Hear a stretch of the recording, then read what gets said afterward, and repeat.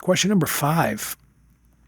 This is what are the benefits and risks of the recommended treatment options?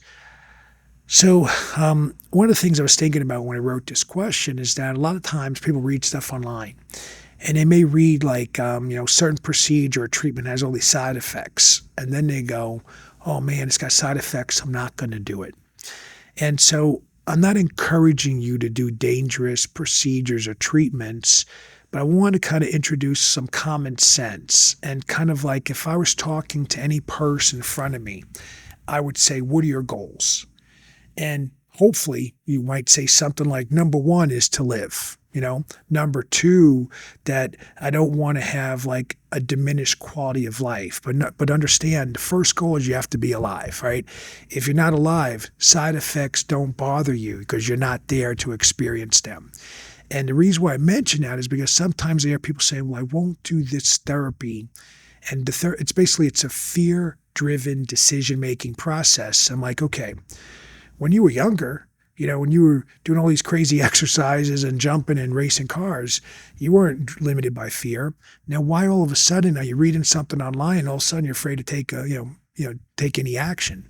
So what we want to do is say, okay, what is the purpose of the procedure or the treatment? Like, how will it benefit me?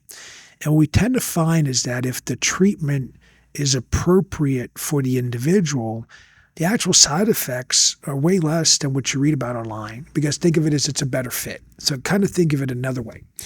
Imagine if I had a piece of wood and I have to cut this wood in half, but now a guy shows up and he's got a screwdriver. There's no way he's going to precisely cut that wood. So he's got to stab and hack this thing apart. There's going to be a lot of damage. But imagine now another guy says, oh, I got a saw. I got a saw that's very sharp. Cuts through the wood, no problem. Minimal damage, minimal like splinters of wood everywhere. And that's the way you kind of got to think about treatments that are specific for your cancer that's in your body. If it's the right fit, you don't see all this collateral damage. You don't see hacking and splinters flying everywhere. You see that it's a much smoother process. The other aspect of that is, let's say that we say, hey, this treatment appears to have side effects, but it also is the best tool to treat what I have. Well, now we could say, all right, given that we got to use this procedure, this treatment, let's figure out how to minimize the side effects. So like, you're not going in cold turkey and blind, you're going in with a plan.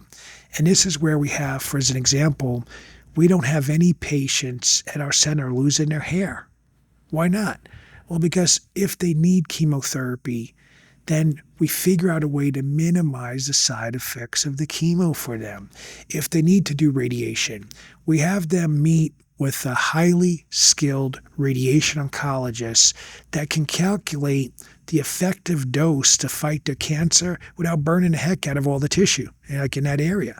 Like, these are just basic common sense details that a competent medical professional considers before telling someone what to do. Like, think of it as they do a lot of homework and planning that can help you make the best decision. And then when you actually implement the decision, it's minimal side effects. So you want to have a good assessment and a good awareness for question 5, basically.